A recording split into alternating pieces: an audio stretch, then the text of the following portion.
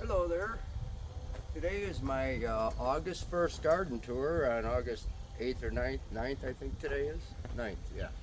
Uh, my friend who usually helps me with this garden tour for the last 2 years, things got in the way and he was not able to make it. So I'm going to give it a shot on my own. So bear with me and I'll get this off the tripod and we'll take a walk. Thank you very much. Okay, so this is my main tomato bed. I've got 15 plants in this bed. This is facing north. And on top of this I have some birdhouse gourds and loofahs headed out over the shade cloth. So we'll just proceed with the tomatoes. These tomatoes here are mortgage lifters, and these are saved seeds. I've already had I think 3 or 4 off of this plant, and it's doing all right. This tomato here is a black crim, and I've already taken, I think 4 off of this plant as well, and it's doing pretty good. And this string here, this is a lateral trellis that I started using last year, and it enables me for good airflow on the plants, and it gives me some bonus tomatoes that I wouldn't otherwise have. This is a this is the pink brandywine, and again this one has a lateral trellis coming up here on the string. And if we look down here, that's a pink brandywine. I've had a couple of these guys. And this critter here is another pink brandywine.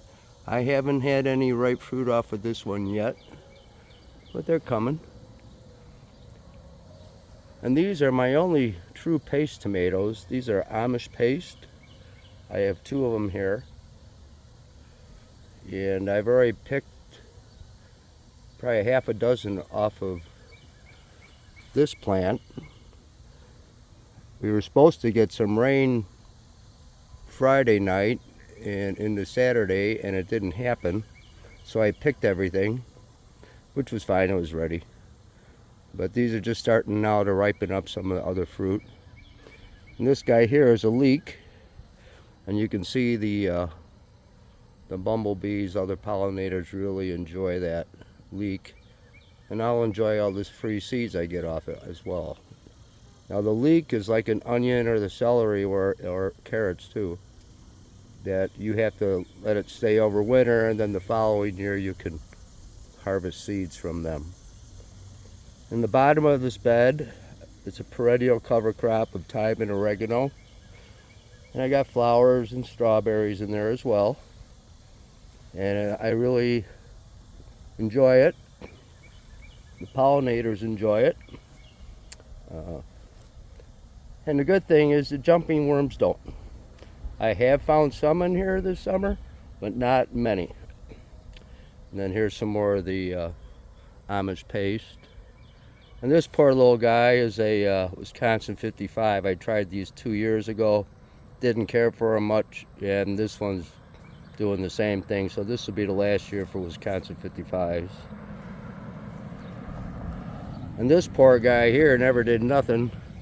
I did pull 1 cluster of tomatoes. This is a Moscovich, and there's couple fruits there, but nothing.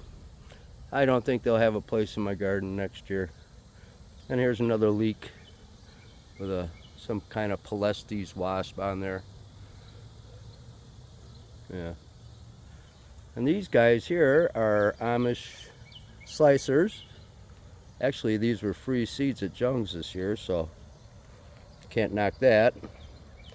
More marigolds, another Amish slicer. I've gotten quite a few fruit off of these already. I don't know how much exactly, but It kept me in BLTs and grilled cheese with tomato on it. Now this guy here, I don't know what it is. It was supposed to be a what do you call it? Jersey Devil, but it's not for sure. It looks like some kind of beefsteak tomato, maybe a mortgage lifter, or it could be one of these guys, which is the tomato I saved from my neighbor, the Martin, that I call it, because that was his name. And I've gotten some gigantic tomatoes off of this already. And there's one big, huge one there right now. And this is a pink brandy wine, another one in here. Oh, I can't get in there. Come to think of it, the leaves of this pink brandy wine are very similar to this tomato here, so I'm guessing that's a pink brandy wine. And then this tomato here is another Martin, but the fruit are totally different. So I don't know what the story with that is. I've eaten a couple off of this one, and the flavor, I'll be honest, is not that terrific. So I don't think I'll be saving seeds from this plant. Then in the front here I have super sweet 100s, cherry tomato. They're not as prolific as the regular sweet 100 cherry tomato, I'm finding out. And I don't think they're any sweeter, but they're good. I've been getting a good amount. And then here's my flower bed. This big monstrosity is supposed to be covered with flowers by now, but it's not, obviously. This is a marigold that survived. Cosmos did well. The zinnias, the aphids in my grow room took most of them out. So the best plant I got out of the grow room as far as flowers have been the cosmos, so they kind of saved my butt. Then I planted a trumpet vine here. It's coming up, but I don't think I'll get any flowers. And that's for the hummingbirds. And this was a really unique daisy I saw. I'll put in the comments below the name of it, but it escapes me yet now. So, but they're really interesting flower. They got all sorts of orange and black in the center. Yeah, I really enjoy those. And they came through pretty good. I did manage to have some zinnias survive the aphid attack. And this is one of my favorite climbing flowers. This is the cardinal climber. And usually I incorporate it in my other trellises. I'm trying to get out of the sun. But I figured I'd give it its own home this year. And the hummingbirds love it. They make several visits a day on this plant. So then over there is my Pedro cart. That's Pedro. And these are more of those daisy. I also had zinnias in there, but they didn't make it. They got too beat up by the aphids, or what I did to get rid of the aphids. Probably more to do with it. And some coneflowers I started last year. A neighbor actually gave them to me. And pollinators, bumblebees. Borage, I just let that do what it wants. And these bachelor buttons, the reason I don't deadhead them or pull them is the goldfinches come every morning and then again towards evening and feed off the seeds, so I just leave it. There's another coneflower off this sweet 100 bed, or a sweet 100, super sweet 100 tomato. And these are my new beds I put in this spring off of this front arch trellis. I just want to show you one thing really quick. When I made this bed, I had this filled all the way up to the top with potting soil and whatnot. And it's come down at least 3 to 4 inches settled. So that's fine. I expected that. And on this side of the trellis, facing, this would be the east side, these are black cherries.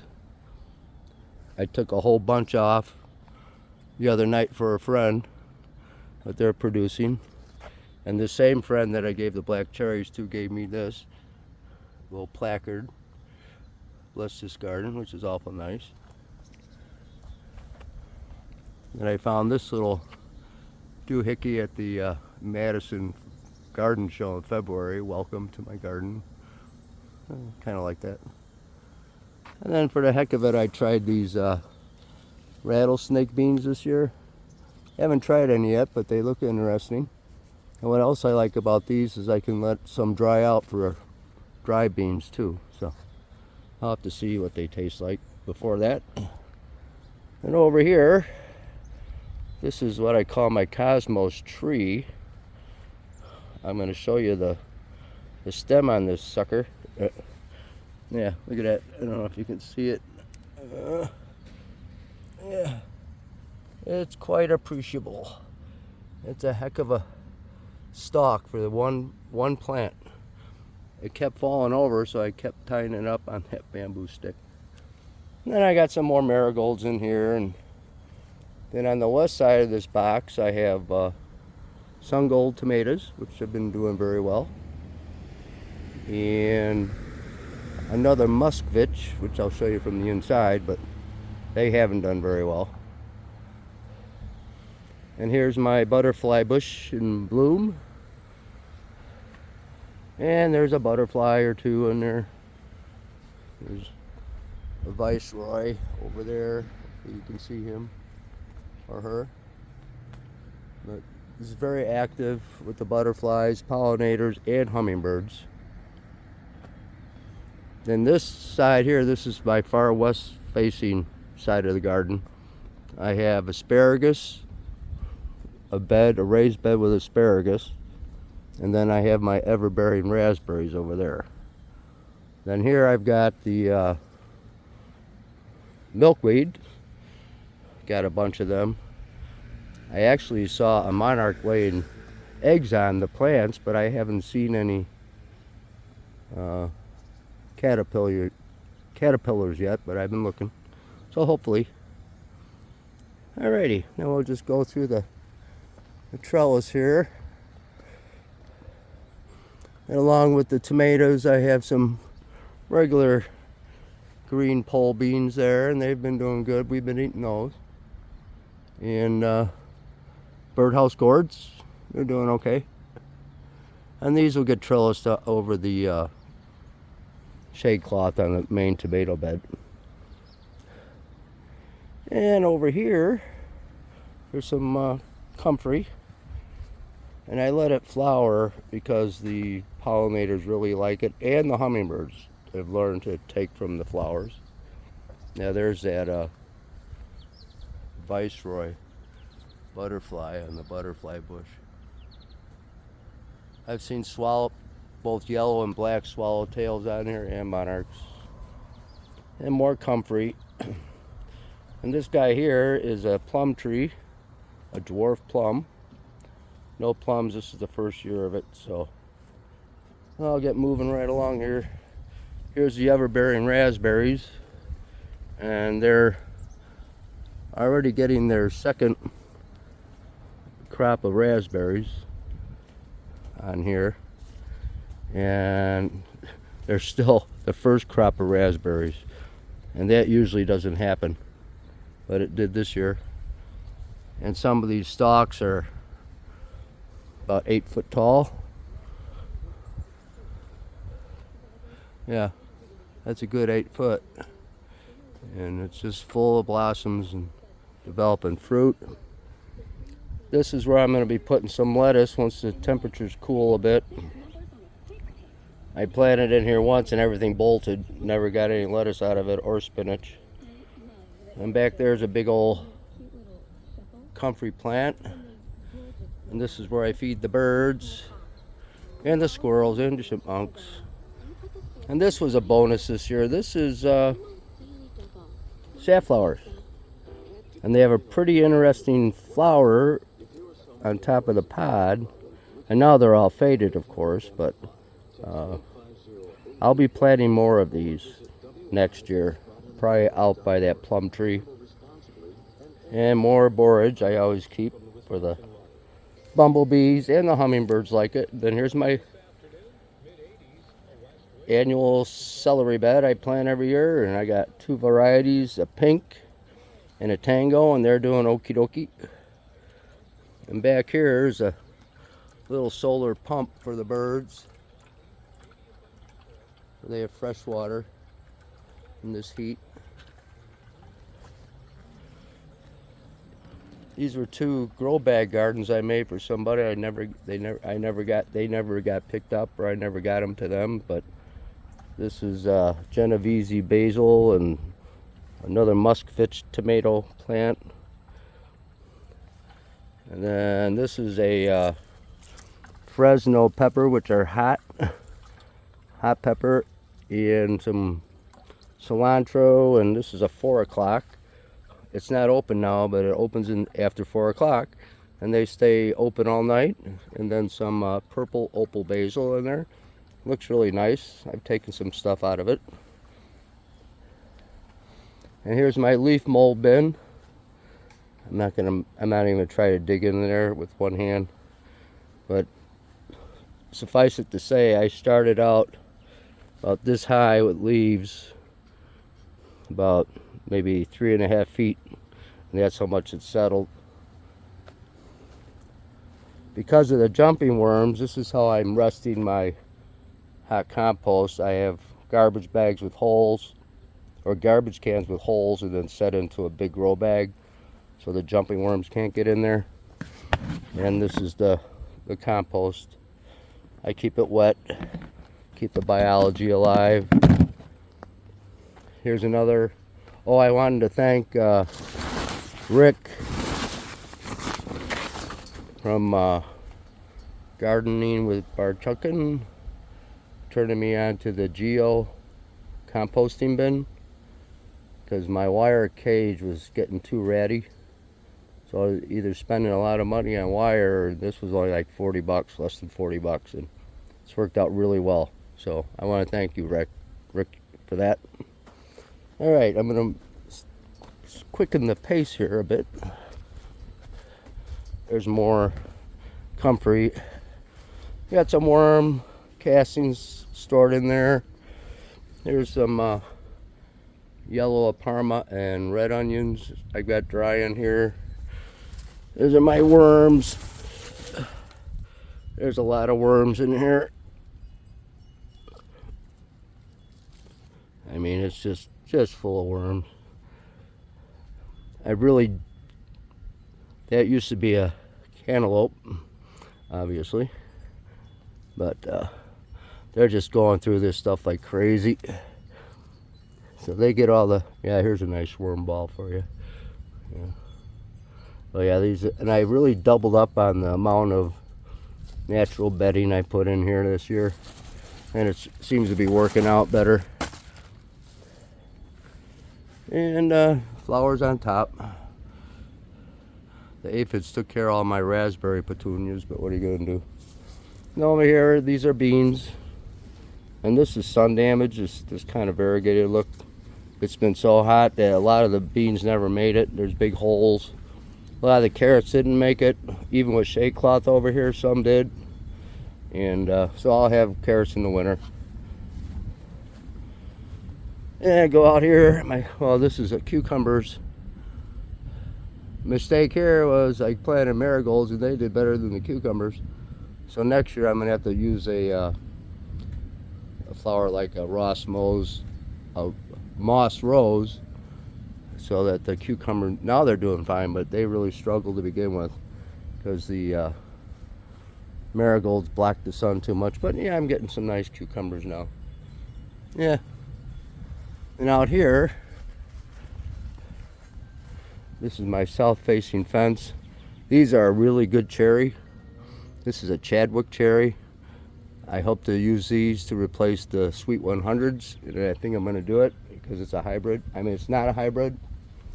Here are butternut squash, had some powdery mildew, but I treated it with milk and it seems to help a lot, so I'll continue with that. I don't know, I probably got a half a dozen squash on there.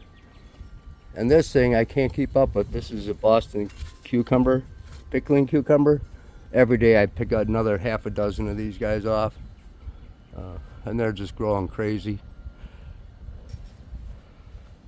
And I do believe the mylar wrap bags in the direct sun helps a lot. I used to have to water these twice a day in this heat, now once a day, and I haven't seen any drooping on the leaves. So I'm convinced the temperature in the bag doesn't get over 90 degrees at the outside of it, and the inside never goes over 80. So I'm very happy with that. All right, now finish this up. This is my former single 8x20 bed that I got jumping worms in last year. I want to thank Steve at Gardening with Steve. I had harvested all my onions, and then I put in, I did this Sunday, and today is Wednesday, and I already have buckwheat coming up. So this will be some buckwheat growing in here. And here's my vertical zucchini. I just tie it up as it grows and trim off the bottom leaves. And the tin foil was because I noticed the squash vine borers flying around. I haven't in several weeks now, but I think it worked. And I pick a zucchini or 2 or 3 on a daily basis here. I could pick this one now too. I took out one this morning and one yesterday evening. Then over here, potato bed. We were hungry for a baker last night, so I pulled up a plant or two, and this is what I got to put down in the basement. But they're russets and they're all right. You know, there's no. I've had some honkers, but then I also noticed. Usually I cover this with leaves and everything, but I can't because of the jumping worms. So I started noticing some green tomatoes. So when I took these out, I covered these plants so that those green potatoes disappear. And something else I did, when I took out all my onions, I didn't see any jumping worms, and I dug around in there a bit, didn't see any.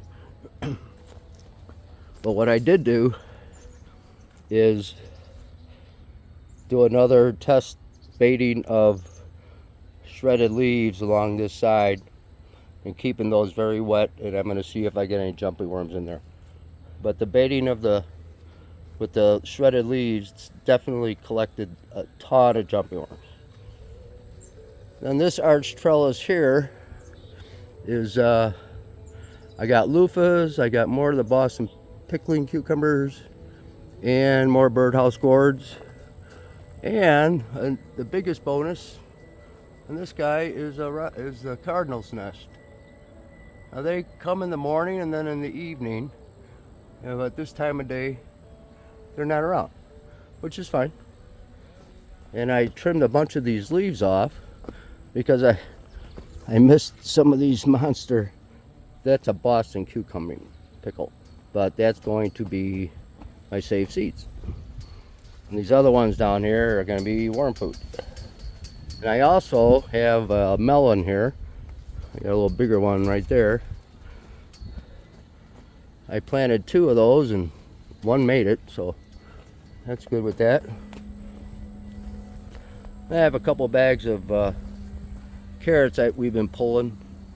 There's one there, there's one there, but they're about empty now. And on this side, I've got my sweet potatoes going up the cattle panel.